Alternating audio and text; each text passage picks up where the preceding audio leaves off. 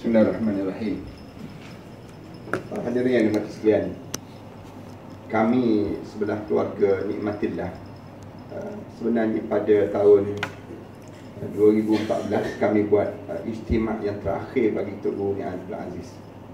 Kami kumpulkan satu pertemuan keluarga yang menghimpunkan ratusan anak keluarga ini, hampir dekat dengan 1000 orang berkumpul di pantai Cahaya Bulan, dan beliau minta supaya diadakan istimak itu.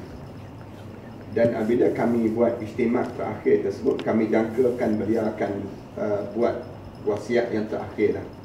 Kerana beliau beria sangat nak berjumpa dengan semua ahli keluarga. Dan apabila kita bagi peluang pada beliau berucap, dan banyak beliau berucap di saat mana beliau dalam keadaan yang uzur sangat, dalam keadaan beliau bawa bekas air kencing itu, kita minta beliau berucap sambil duduk. Tapi tak, beliau akan bangun juga, akan bangun dan cakap dalam keadaan seolah-olah beliau tak sakit langsung. Dan satu benda yang anda nampak bahawa yang beliau berucap itu, beliau tidak menunjukkan rasa seolah-olah pada beliau itu merupakan ucapan selamat tinggal sebagaimana biasa. Tetapi ucapan beliau sentiasa optimis terhadap Islam. Beliau mengajar pada kami satu keluarga, mana kami keluarga ini, keluarga besar ini, bahawa kita hidup dengan Islam dan kita kena mati dengan Islam. Dan apabila kita hidup dengan Islam dan kita kena mati dengan Islam, kita kena yakin bahawa perjalanan kita di sana jauh lebih besar daripada di sini.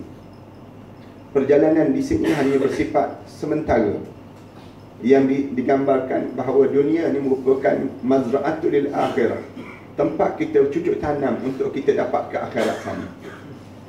Lalu dan kita boleh perhati sampai peringkat di penghujung usia beliau, sepatutnya biasanya orang yang, kalau kita akan rasa sedih nak meninggalkan dunia. Sepatutnya kita akan rasa sayu nak meninggalkan orang ramai. Tapi beliau tak rasa demikian. Bahkan anda belajar daripada beliau tentang bagaimana beliau ni rasa seronok dan enjoy untuk kematian. Maksudnya beliau bersedia untuk menghadap di hadapan Allah.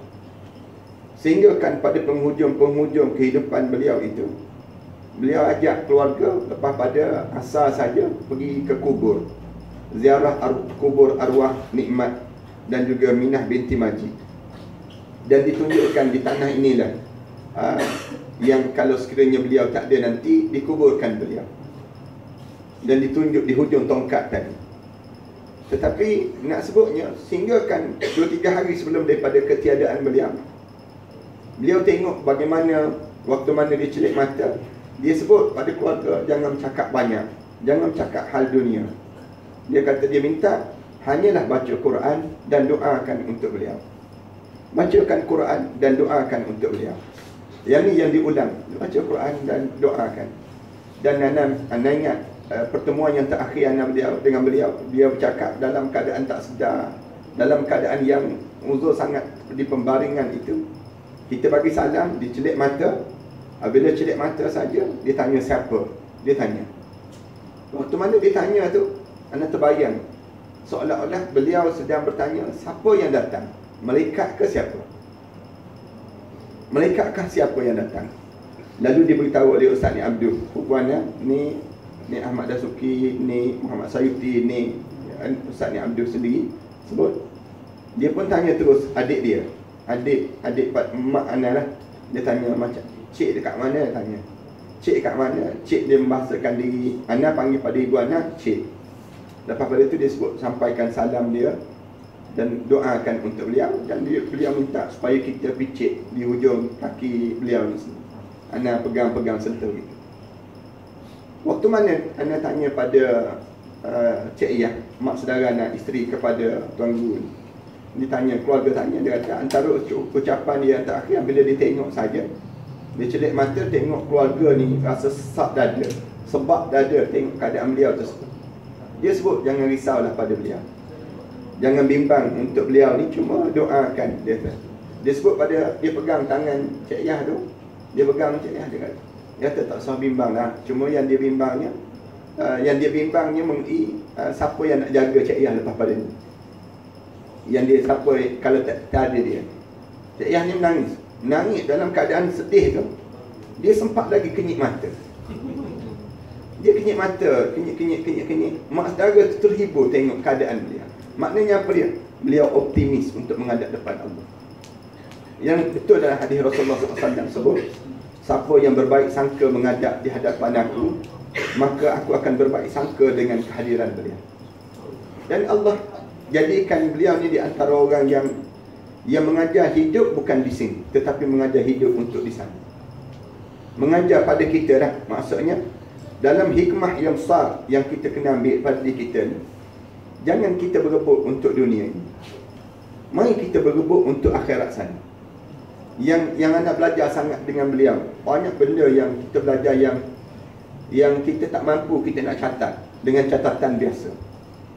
Kerana kehidupan beliau untuk mengajar pada kita bahawa apa yang diajar oleh Rasulullah, apa yang diajar oleh Allah melalui kitab Al-Quranul Karim ini, mesti kita tatbikkan dalam kehidupan kita.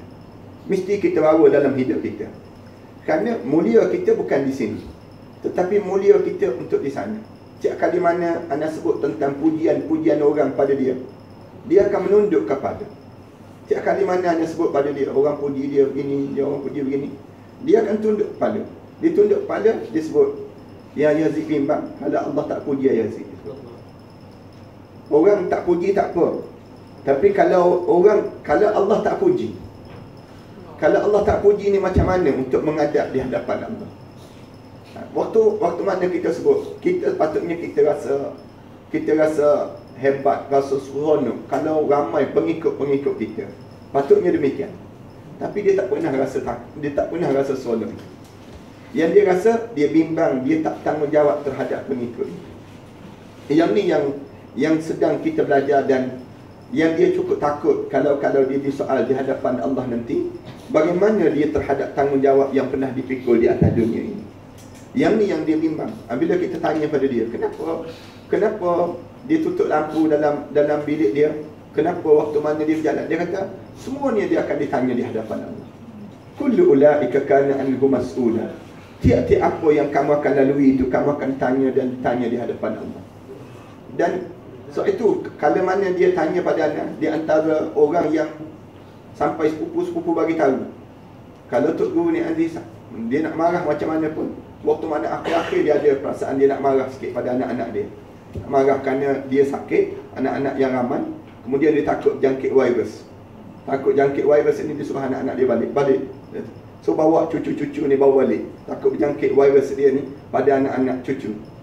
Saat mana dia marah dan sebagainya, tiba-tiba anak datang. Anak datang tu dia tengok kat luar, dia panggil anak. Anak datang, kemudian bila dia panggil anak, terkejut, keluarga ni pun terkejut. Duduk dalam bilik rawatan itu. Dan waktu mana duduk tu, dia akan cerita tentang tanggungjawab kita terhadap Allah. Dia sebut yang tanggungjawab kita terhadap Allah ni, yang kita perlu lakukan dalam hidup kita ni, Allah akan tanya kita. Dan dia sebut pada anak, dia kata, jangan banyak sebut tentang PAS. Jangan banyak sebut tentang PAS. Sebut banyak tentang Islam. Bila orang kenal Islam, orang akan kenal PAS. Kalau kita sebut banyak tentang PAS, nanti orang tak kenal Islam. Kita bukan, PAS ini hanyalah satu wadah untuk membawa Islam. Jangan cerita tentang Islam. Bagi tahu tentang Islam. Dan di antara bila orang sebut pada beliau tentang anak biasa dalam TV dan sebagainya, pada saat lebih kurang Ramadan yang terakhir baru ni, Kerajaan Negeri Kelantan jemput anak untuk menjadi panel forum dalam ambang Ramadan. Waktu itu buat di Kota Jembal. Anak pun terkejut. Di waktu mana anak dalam keadaan, waktu mana pukul 10 malam, Kerajaan Negeri dah buat, majlis semua dah siap dah, tiba-tiba beliau hadir. Dalam keadaan Kerajaan Negeri tak bersiap pun untuk kehadiran beliau. Beliau hadir. Dan anak mula naik pentas itu, beliau duduk di bawah pentas. Rupa-rupanya beliau datang malam tu memang nak dengar anak berforum. Nak dengar anak berforum. Kerana ramai dah keluarga sebut tentang anak dan sebagainya. Dan dia pun sebut banyak kali pada anak dia berjumpa dengan Datuk Dr. Fadilah Kamsah atas kapal terbang. Datuk Dr. Fadilah Kamsah pun cerita tentang belajar dengan anak dan sebagainya. Kemudian ramai lagi orang lain yang cerita. Dia nak dengar anak forum secara live pada malam tersebut. Kali yang terakhir boleh jadi dalam hidup dia. Kemudian lepas pada anak bercakap, dia bingkah bangun tinggalkan tu majlis itu. Dia tinggal. Keesokan hari anak datang berjumpa dengan beliau. Anak datang berjumpa dengan beliau. Beliau sebut, dia kata semalam cerita yang disebut semalam memang jelas. Dia kata memang butir dia sebut. Butir molek ayat yang disebut. Tapi dia kata laju sikit kata. Laju sikit cakap kata. Kalau boleh teratur satu-satu dia sebut. Tapi masa sempit kot dia sebut. Ataupun orang muda laju sikit. Yang dia sebut. Lepas pada itu dia bagi hadiah. Ada baju jersey bola. Dia bagi pada adik anak. Kemudian dia kata lain kali di mana-mana pun ceritalah tentang Islam. Biar orang kenal keindahan Islam. Supaya apabila kenalnya indah Islam ini, insya-Allah orang akan kenal dan akan mengenali Rasulullah, mengenali Islam itu yang menyebabkan kita menjadi hamba kepada Allah dan kita tidak menjadi hamba sesama manusia. Wallahu a'lam. Terima kasih kepada Fadil Ustaz Ahmad Dasuki dan seluruh ahli panel. Tuan-tuan yang dirahmati oleh Allah sekalian, tadi saya menyebut tentang